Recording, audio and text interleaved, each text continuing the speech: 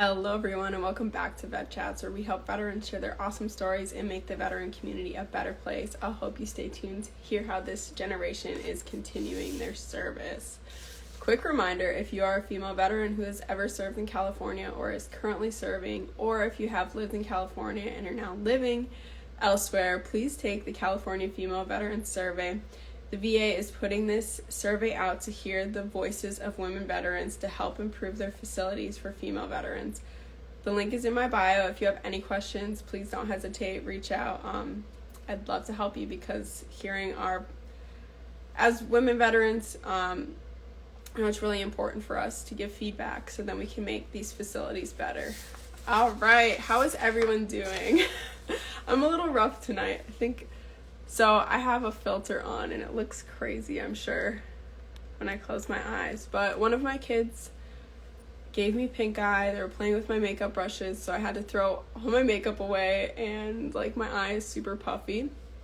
So, whatever, we're just gonna roll with it, who cares? Oh, and tomorrow I have to go take my CAC picture because my CAC is expired, so I get to look like this, which is awesome. Hello, everyone. Hey, good to see everyone. So we have a great guest tonight. Let's just get into it because time is short.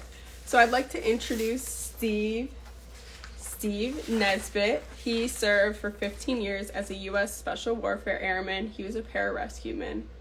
Oh, we're going to have some good stories tonight. He's a technician in combat rescue, combat medicine, technical rescue, and crisis management. After the intense life of the military, his transition to civilian life, of course, was anything but easy, and these experiences led him to his current mission, which he is now the president and co-founder of Shield and Stripes, which is an incredible nonprofit. So let's get Steve on. I see he's requested. He started. Interesting. All right, so I accept. There we go. Hey, Steve. Hey, how are you? I'm doing good. How are you doing? Well, we're a little bit flustered right now. My daughter just started throwing up, so that's fun.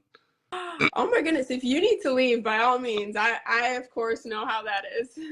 Yeah, no, we're fine. We're working through it. She's probably got an allergy to something because she was also throwing up last night after food, so we'll figure it out.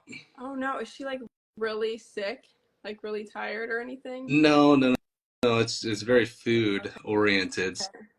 After she eats something, then it'll be she'll throw up, and then she's 8 months old, so she'll throw up, and then Oh, it's like baby. Oh my goodness. it is fine, and then yeah, so working through it. So it just happened. I was like, oh shoot, not good. Wow. Oh man, that's frustrating. Uh, Yeah, sick kids is not fun. I swear we've caught every single illness under the sun this year, and yeah, it's just been a battle. uh, this has been a year of at least the past 6 months of illnesses and viruses and whatnot. So hopefully it's getting stronger. Right, what ages are your kids? And that's a good question. I've got a 14-year-old, an 11-year-old. Well, he's now 12. A 7-year-old and an 8-month-old. Oh my goodness! Wow, so you got some big gaps there, though. Yeah. But that's nice. That's nice. I always say it's a good thing because then the oldest can help out. You would think. Right? Yeah, you would. Oh, but he's just like me when I was a teenager and kind of just worried about himself. And but that's fine.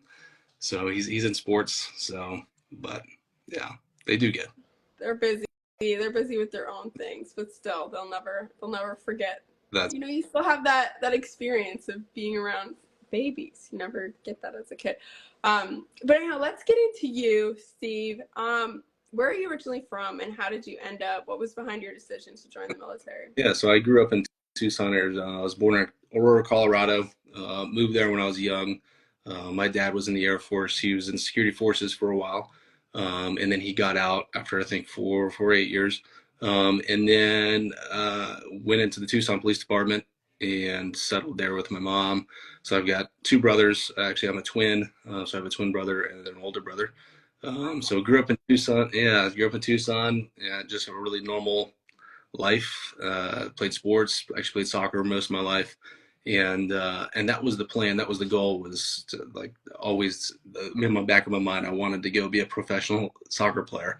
But as I playing high school soccer, I started realizing, like, nobody nobody's going to Santa Rita High School in Tucson, Arizona to like scout out the next top players in the United States. So there's no scouting combines or anything like that. And so the next step was like, okay, well, what do I want to do? And so I actually looked at college. All my buddies were going to college. They all got scholarships to go to universities and whatnot. And my family didn't grow up wealthy, very middle class, lower middle class, and um, I didn't get scholarships. I didn't get a sports scholarship, and certainly couldn't afford a university. So settled for a community college out in Tucson. And I'm a space nerd. I really enjoy space stuff. And I as I went into a degree pursuit of astronomy. So I was in astronomy 101, and I'm looking at the people around me, and I was like, these are not my people. There's a lot of older folks. And so yeah, so I was like, I need something a little bit more high paced, because I'll save this for later in my life, in the future. So um, really started thinking about, well, I'd like to still go to school and get that paid for. So like, the military was heavy on recruiting for college for GI Bill. And I was like, you know what? I concocted a really nice plan. I'm going to go join the military. I'm going to get tuition assistance. I'm going to use the GI Bill, go to the universities that all my buddies went to, and then I'm going to catch up to them later in life, and we're all going to be pals again. So went went to a recruiter, and I went to an Air Force recruiter first because my family all grew up Air Force, and or at least my grandfathers, or my grandfather and my dad, and that was what they encouraged. Like, hey, you're gonna have a better living conditions in there, and so I went to the recruiter, and I actually chose to be a nuclear weapons apprentice because I performed really well on the ASVAB. I was like, damn, that's going to be the job. I'm going to get a job for Raytheon or IBM or something like that when I get out. Like, that's yeah, when I get out of the military, that's the pathway. And as I stepped out of the recruiter's office, the Air Force one, there's an Army recruiter standing outside. He's like, hey, son, let me talk to you real quick. And I was like, I'm not really into the Army. And he's like, you ever thought about being in Special Forces? And I was like, no, I've never considered that. I never thought of myself at that level. And he's like, well, here's the great things about it. And he pitched it to me, and I was like, cool, I just don't want to be in the Army. So Air Force recruiter. And I was like, you got any special operations jobs? And he's like, yeah, we got two, pararescue and combat control, but you already have something, so just stick with what you got, and you're not going to make it anyway. So don't even worry about it. And I was like, all right, let's just hold off on my papers that I just signed, and then I'm going to do some research. And I did a little bit of research, and I was like, you know what? Like, I don't want anything to do with medicine. That sounds like a lot of pressure. So I'm going to be a combat controller. Don't know what that does, but it sounds a little bit more enticing than being a medic. And so I trained for the PASS test, the physical ability stamina test, and trained for that for about 6 months. Went and took it, and as I was taking it, there's this same recruiter that signed me up to be a nuclear weapons apprentice told me I couldn't make it, and he's like, all right, which one are you going to take? And I was like, well, what do you mean? And he said, well, there's one with a swim at the beginning, a swim at the end. And I was like, I didn't know there's a difference. He's like, there really isn't. When you get to indoc, you get to choose what you want anyway. And I was like, okay. So I was like, I'll do the one with the swim at the beginning. All right, you're going to be a PJ. And I was like, I thought I was going to be a combat controller.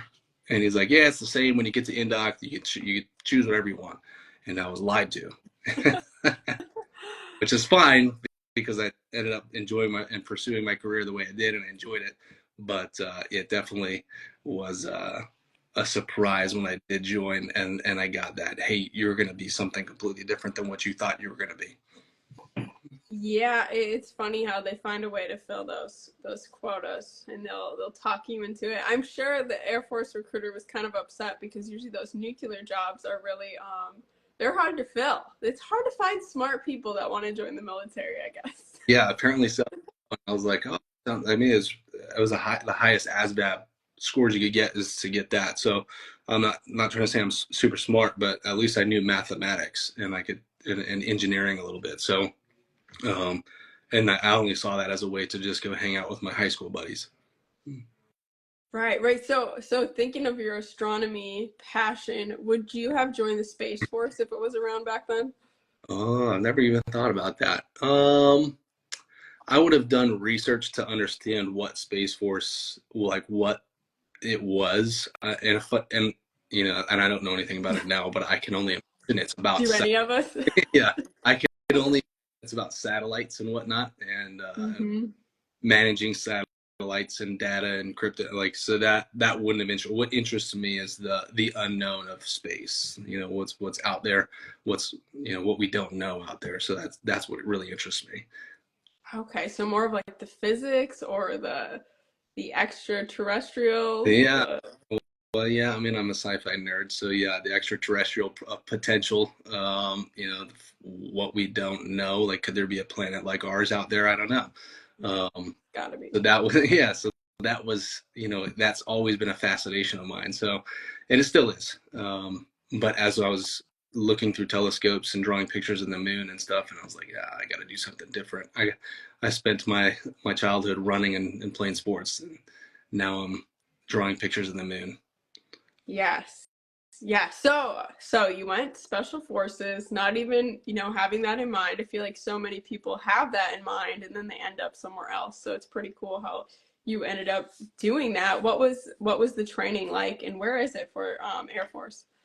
Yeah, so it starts off in Lackland, Lackland Air Force Base in San Antonio, Texas, and so I trained as much as I could before getting there, and um, was able to at least look at what the standards were for indoc, and I was like, okay, as long as I meet midterm standards before I get there, I can pass through. So we started with about 120 people in the indoc class, and these are all candidates to go into be PJs or pararescuemen, and ended up finishing with 12. And actually during our indoc class, one of our class leaders, the combat rescue officer candidate, he ended up passing away during that class, and he was 42, older than I am now, and keeping up with all of us, and ended up during one of our water confidence trainings, which is essentially just drowning us, and he ended up passing out underwater, which is not uncommon. Several of us have passed out underwater, but he had a congenital heart defect, so they pulled him out, and then CPR right there on him, and brought him back, and then he got to the hospital and ended up passing away. So that was a little bit of a wake up call of like, oh, okay, like there is a risk here, but still kept going, and in my mind I was like, well, this is what I signed up for. I knew that I was going to eventually lose teammates and friends, so it really was an expectation of mine of that I would assume that this type of thing was going to happen, and so finished that indoc course, and then it's like one of those things you're climbing a mountain, and you get to the top and you're like, this is not even close to the top of the mountain, because you finish indoc and then you're like, I gotta go to airborne school, I gotta go to free fall, I gotta go to SEER, I gotta go to paramedic, EMT basic, dive school, and then finish up with our apprentice course, which puts everything together. So in total, it's about 2.5 years. It was in 2005 timeframe when I went through. Now it's a little bit different how they do their assessment selection. A lot more science behind it, and the actual selections significantly different, where they're studying the mind and the brain. And back then, you just had to be a really hard individual or dumb. Um, so yeah, finished the whole pipeline, and then ended up going to my first duty station out in Okinawa at the 320th STS. So from start to finish, how many people did you start with that you actually ended everything with that made it through everything? Yeah, so you would have it was about the same. So 120 started and then finished out with 12 total. And so you typically would travel through the whole entire pipeline, 2 years pipeline together. So you get to know those folks pretty well, but some would fail out. So initially, that's first selection.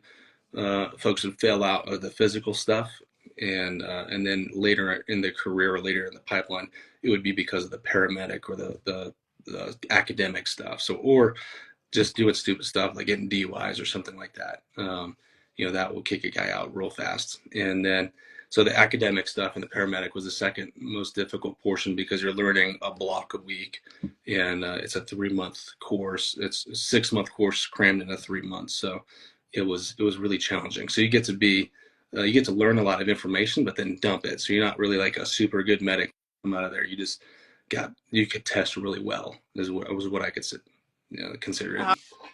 Okay, gotcha. Kind of that not yeah, you data dumping and all of that. So when you're getting to your first duty station, what are you expecting, or how would you describe your job exactly in kind of layman's terms? Yeah, so that's a good question. Is essentially we train to be ready to pick up, and classically it was formed in the Vietnam. PJs were formed in Vietnam, and to go pick up down and injured aircrew members behind enemy lines, right? But now we don't really have enemy lines. There's no like forward line of troops or anything like that. So you're training still with that mission to pick up any pilots or aircrew members that may have ejected wherever it is, and then you're also training for humanitarian service relief, so or local response to any kind of anybody that needs you that's in stress or activates the systems. And I'll give you examples. So in 2011, when the tsunami hit mainland Japan after that earthquake, so our unit was activated to go initiate a humanitarian response. So went out and did that. And then my next duty station was in Las Vegas at Nellis Air Force Base. And uh, several of as you're sitting at the base, you're still on an alert cycle, even though you might be training and at home. If somebody's lost, for example, lost in a canyon somewhere, and local state services can't solve the problem, they can't go rescue them, they'll call the DoD, and then we'll go get in a helicopter and go find them, hoist them out, treat them, whatever it is. So we got activated a few times out in Vegas, out in Nellis Air Force Base, and those are like all the humanitarian stuff. And then overseas, you're prepared for whatever the mission dictates, and it's typically a point of injury type of mission. So we're usually tied in the rescue realm, tied to an aircraft or an HH-60. You're flying with a team of PJs and combat rescue officers out to whatever the objective is, and your goal is to get on the ground and off the ground as fast as possible, and to bring whoever the injured, coalition member or U.S. member to a hospital, and really just maintain that care and do as much life-saving interventions as you can on the way. And then when you're in a special tactics role, so there's AFSOC and there's ACC. If you're in an AFSOC role, you're typically attaching to a special forces team, whether it's a SEAL team or a Ranger team or a Green Beret team, an ODA. You're attaching to that team as a rescue specialist and medic. So you're on the ground with the team. Something happens, you're a medic, or you're extricating. Let's say a vehicle gets hit with an IED and people are trapped inside of there. Well, we carry tools to break in, or at least extricate the doors, jaws of life, take everything out. Same with a helicopter crash. Anything that you could think of, that's what we are pretty much preparing for. It's snow, ice, water. Even PJs go pick up the space capsule when NASA does their space launches, and they come back in. So yeah, you're prepared for everything. Yes, wow, that's quite the variety of scenarios that you probably faced. I'm really curious, what was that first mission or that first rescue like, and how was it mentally for you? Man, that's a good question, because my first deployment really actually wasn't until 2010. So you think I joined in '05, and then I got to 2010, and something that was a little bit of a reality and a wake up call is our profession as PJs. If like we're like a Ferrari that doesn't get taken out and driven. So you have this really skilled capability that actually is rarely getting used, and it's almost like, okay, well, yeah, we don't want to launch them yet because of, then we lose the ability to cover this theater area for a period of time. So there's a lot of politics involved. But Mhm. the first incident that occurred, and it wasn't even a rescue or anything like that. It was out in 2010 of VBED, the vehicle-borne IED, hit the base that I was stationed at, and we usually were working at night, and I was attached to a team, a special operations team, and so we were on the roof getting a tan, and so this vehicle-borne IED blew up, and so it was a little ways away. So I was like, okay, we get a show, and then there ended up being a complex attack on the base, and so you had I don't know, between 10 and 20 insurgents to the base. And so this was the first time that I got shot at. And so it didn't really register because when I heard the bullets going by, it sounded like outgoing fire. And I was like, man, what? Who is shooting like right next to us? And I was looking up and down. And as I looked over the ledge, you could see the rounds hit the building that we were standing. And I looked over at the other PJ that was with me. I was like, I think we're getting shot at. And he's like, yeah, I think so too. And then you could hear a lot more of the closer rounds come by us, and then laid on the ground, told the teams that were on the other roofs, like, hey, get down, we're getting shot at. And then threw a kid on, and then got out and got to work. So that was a little bit of a wake up call of like somebody was at the other end of these bullets looking at us and trying to take our life. So at that moment, that adrenaline rush was like, hey, that's something I want more of. And so when I entered the military, the plan was to go to school, to use the GI Bill and get out and go to the university. And then on my first deployment, I didn't really look at going into combat in this sense. And after that happened, I was like, I really enjoyed that rush. Um, and then as more missions took place, I never wished ill will upon anybody. I was never like, oh, I hope something goes down so that I can go do my mission. But if something were to go down, if something were to happen, I would prefer it to be me and my team to go do that operation. So I got what I asked for throughout my career, because that was the first deployment, and then beyond that, it was pretty much back-to-back deployments for the next 11 years. So very intense. It was almost like, this is who I am now. This is what I do. I'm trained for this, and you kept going, and you also ended up, being higher ranking. What is it like moving up in such a position? I think I never looked at, I guess, rank so at the first unit. I was obviously the lowest ranking there when I showed up, and then I stayed that rank. I was E4 going to E5, and it's still pretty low rank, but I took it upon myself to learn a lot of the logistics and the scheduling and how things work with the units, and I got to know everything really well. And I ended up becoming a trainer, and I really enjoyed training the new guys as they came on, and then we deployed together. So as new guys showed up, we would train hard, and then go deploy together. And I think I enjoyed that aspect.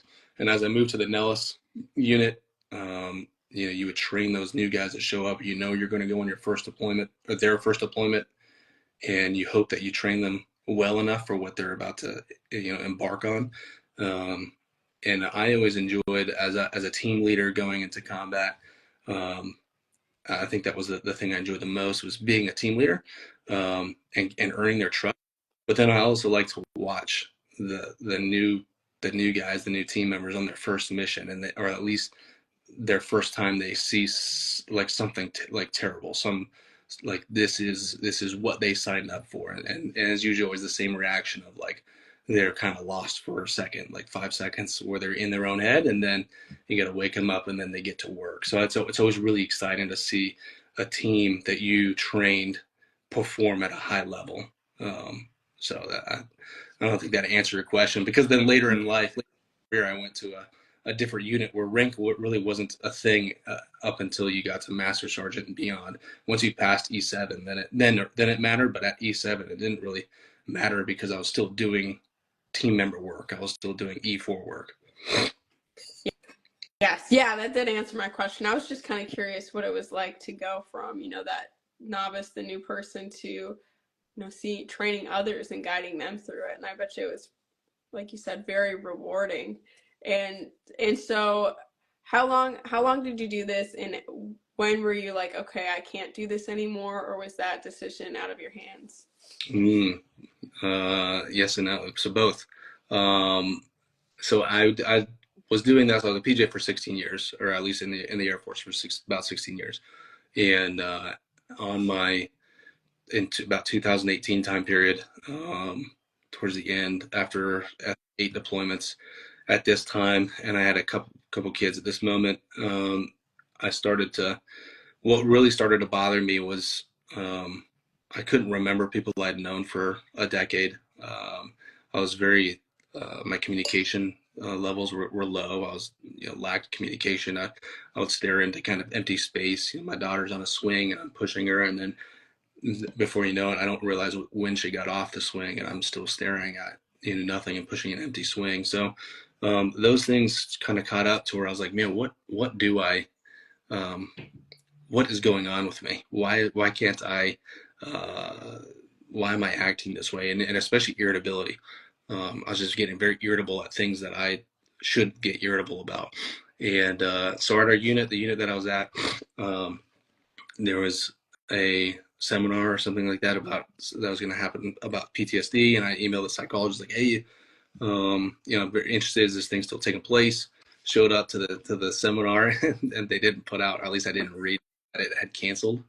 So I opened the door, and I actually walked into the group commander, and I was like, oh, sorry, and walked out. And then so eventually was able to email that psychologist and say, hey, what do people come and talk to you about? Because I don't know what that is. I don't know what people talk. I don't know what PTSD is, because I don't wake up in the middle of the night sweating and uh, like clenching the sheets or anything like that. Like, I don't have the experiences that you see on TV, but I do have something going on. Maybe it's TBIs, and so I got an MRI, fixed the cognitive testing. And they're like, your brain is actually really well.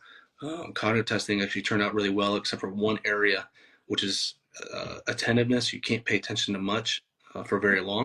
And that's very indicative of a pretty severe PTSD. And I was like, I don't think I have that. And they're like, well, I'll go see the psychologist. And so I did. And, as much as I kind of didn't, like, I was very resistant, eventually opened up with a lot of the losses that took place over my career, and really through a time period of rescue deployments where you're going ups and downs, because you're at the rescue deployment, you're on a on a radio, you're on a hook. So it's like you get a radio call to go to a mission, and you have less than 8 minutes to get off the ground. So you get as much information as possible, then get on the helo and fly out. And it could be a scorpion sting, or it could be a mass casualty. And, after going from highs and lows for so long, my body just got so messed up. So I started to enjoy my job again after seeing the psychologist, because I really started despising what I was doing, mostly because I just didn't feel like I had the energy. I didn't have the energy to do it. I just didn't want to do it. I didn't want to go jumping, even though people paid money to go jump. I'm doing it like in a sport rig and, under fantastic conditions. I just didn't want to do it. And so after seeing a psychologist, I was like, okay, sweet. Like I'm enjoying what I'm doing now. And went out and set up training evolution in Boise, Idaho, at this unit, and it was really more of like an event for us to do some team building and prepare ourselves for an alert cycle that we're coming up on. And ultimately, during that training iteration, one of our team members fell off of a cliff. Actually, two of them fell, and one of them ended up passing away. And so that was really difficult for me as a leader, because this is the first time in a training evolution that I've had a teammate pass away. I've treated a lot of teammates and lost a lot of teammates, but this one was very different. And I'm just thinking about the family and thinking about what was next, and feeling ultimately like a failure. And it hit me so much so I while I was out there, I tried to quit. Like, I wanted to quit. I even called up my boss and said, I'm not doing this anymore, and asked one of the other guys to take over, and he did really well. But ultimately, my team leader, my boss, said, hey, you can't quit. You have to get your team back home. And so we did as a team, got back, and pulled myself off a team for a while, and leaned back on those resources that I had leaned on before. And I just really went back into a deep depression, didn't enjoy my job, didn't want to do my job, felt like a failure at my job, couldn't, despised going into the unit that I was working at, because I was expecting and hoping for everybody in the unit to blame me, and because of how much I blame myself. And after about 2.5 months of training and working on myself, I came back and deployed on a short notice deployment. It was very successful. Got my confidence back as a leader. Was coming back from that deployment. We're going to deploy again within a month or two after returning from that one. And the investigation for that accident had closed out, and ultimately they found that there's nothing that we could have done to change the outcome or what had happened, but somebody had to be held accountable. And so I was held accountable as a team leader, and I was removed from my position at that unit and removed from my team leader job. So I was given a short period of time to pretty much pack up my stuff and leave the unit, and that sent me right back into another depression of I don't know what to do. Like this is the only place I wanted to be at, and I just really lost every bit of wanting to do this job anymore, and every all my successes in the past were really kind of thrown to the wind. That they just didn't matter. Mm-hmm. So I was given a choice to go back to Vegas, back to Nellis, and be a PJ there. And then I started looking at the future. If I go there, I know what's waiting for me. I know there's gambling. I know there's alcohol, and I know there's bad influences. And that area was uh, a troubling place for my marriage and my relationship at that time. So I knew that that was not an option. So I pursued a medical retirement with a diagnosis of PTSD, and I didn't have a plan for getting out. I just knew what I could not do. I could not go there and ruin the rest of my life. So that started my next step in life.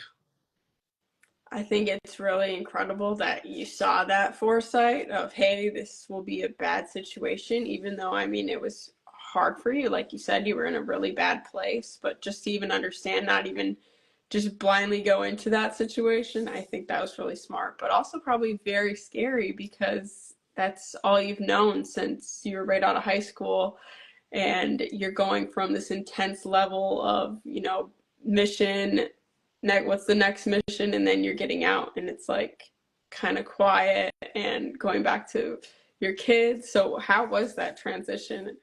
It was challenging, but also a relief at the same time. So when I got essentially fired, there was two emotions happening at the same time. There was a sense of relief that I don't have to worry about this stuff anymore. It was kind of like, okay, like at least I know what's next. And then there was the emotion of like, what do I do now? And what does everybody else think about me? Like everybody else has got to think I'm just this dirtbag. And so as I pursued that medical retirement, I asked my new boss, I said, hey, I'm not going to show up. I'm not going to be a liability to you, but I'm going to work on pursuing this medical retirement and getting everything squared away for what I'm going to do next. And just leave me alone. Don't try to convince me to stay in. Don't give me tasks. Don't give me anything. So I had about a year to really focus on me and my family. And so some of those lessons learned is like, what did I have? What do I have? Um, Ultimately the military wasn't there for me. In this time of need, they weren't like checking up other than my psychologist and people that cared. But like the military as a whole wasn't like, well, let's make sure we get you taken care of. We're going to have everything in line for you. It was a fight to ensure that we had everything taken care of next. So as I started looking at the future, I started looking at transition programs and what to do and what I enjoyed. And what I enjoyed was an opportunity that I had in 2018 or 19 to go to a performance gym, Exos, to get shoulder rehab on my shoulder and spend 4 weeks to just focus only on myself. And I was like, that's a health and performance or human performance space that I wanted to be in, and so I knew that that's the industry I really wanted to be in, and I started pursuing, what does that look like? Well, I didn't want to necessarily work for somebody as a strength coach or anything like that. I wanted to really run our own performance center, because what we had at that unit and what most special operations unit have or specialists that are executing high performing health and wellness for our high performers to keep us operating at a high level. And I think that's something that everybody should have. Everybody should have that available to them, not just special operators, not just professional athletes, but everybody. It's good for everybody. So how do I replicate what's inside of our unit outside of that? So that was where the idea started formulating, and whether it's going to be a for-profit or a non-profit, I had no clue. And so I was going to school, started going back to school online, pursuing like mentors, like, hey, what does this business look like. And then I got an internship with Exos, and one of my buddies, his best friend, offered it to me because he worked at Exos. And so I started shadowing him. And man, it was just a wealth of knowledge, and really the kickstart that I needed. Because when I finished, towards the end of it, I had asked him, I said, hey, is there going to be a job at the end of this? Because I kind of need a job. And he said, not necessarily, and nor do you want a job here. What do I do? And he said, you start doing what you said you're going to do. And that comment right there, I'll never forget it. It was, you just do what you said what you're going to do and start the business. And I said, I don't know how. Is there somebody that, like, is there a person I talk to? Is there a phone call, a phone number? Like, what do I do? And so he helped me out and guided me, and essentially held my hand and started the business and gave us our first donation. And it was just a really fantastic thing, and started the nonprofit with the intent to help veterans and first responders. Because my dad spent 30 years in law enforcement, and as I started experiencing the PTSD symptoms, he was also experiencing them just later in life. And so as he was in and out of the hospital with some stressors and whatnot, we somewhat bonded over those experiences. And I thought, man, like, what do they get now? What do law enforcement and firefighters get now? And it's almost nothing. It's like where SOF was 15 years ago. So thought of the nonprofit, and asked my pals around me at the time, like, hey, will you help me start this up? And met the co-founder, Jennifer Byrne, and found her on LinkedIn. And as she kind of gave me some coaching tips, I was like, hey, I'm not a doctor. Like, I don't know what to do therapeutic wise. Can you, like, instead of coaching me, can you give me, like, can you just join? Can you jump in the water with me and just swim? And she was all in. And so we started the nonprofit and the first cohort in 2021, and that's when I got out. So it's been around for 3 years, a little less than 3 years, and we are on our sixth cohort, starting actually in 2 weeks, in a week and a half or 2 weeks. So we have a lot of folks that are asking for help, and hopefully we can provide it at a high level. Dang, that's incredible. And it's so cool how you got to go from, you already had your next mission lined up and something that you're passionate about. You mentioned you love training, and then to bring all this, it's kind of all encompassing and helping people that were in similar positions to you. What was that first cohort, that word, what was it like? But we'll call it a program to keep it easy. There we go.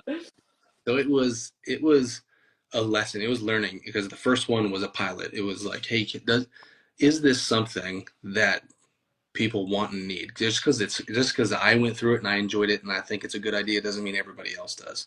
And as we started up the nonprofit, we called a lot of other organizations and asked, like, hey, for advice. Like, what do you think about this? Like, what do you think about this idea? And 9 out of 10 of them were like, you should quit and give up. In fact, don't even pursue that. Do this instead.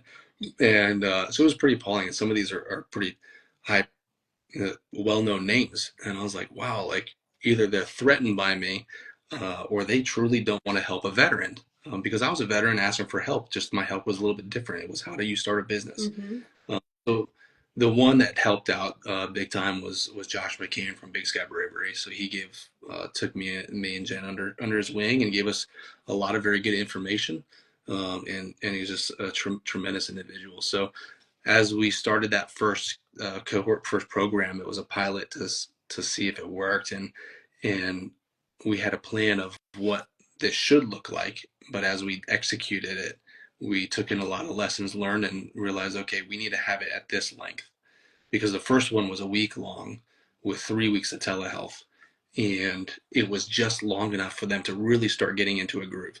And then the second one was 2 weeks long with 6 weeks of telehealth, and it was just long enough for them to really start bonding together. And but then it was like, oh, we are forming this great relationship with the entire group of people, but now it's time to go home. And then the next one, the third one, and how we execute now, is a 3-week in person at Exos. So we asked Exos to use their performance centers, and then 9 weeks of telehealth.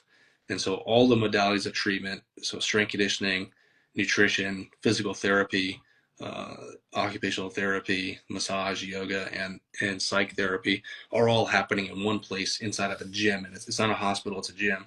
And then they go home and they still have those resources. So 3 weeks in person and 9 weeks of telehealth seem to be the right number for everybody to be uh, growing a strong relationship and be there long enough to miss home. And Mhm. because if we hit 4 weeks, which is the goal, like the beginning, it was 4 weeks in person and 12 weeks of telehealth. But if we did 4 weeks, I don't know how many people can take time off for 4 weeks, Yeah. or if they would like to be away from home for 4 weeks. So 3 weeks was the number, and so all those cohorts or programs were really lessons learned, and they still are. We're still learning a lot of lessons. We still have a lot of big goals to hit. Yes, yeah. I'm sure you'll keep learning with every new program that sets off. Where is this located and what are the qualifications? It's all open to all veterans, all first responders. That's a great question. Also, so we perform.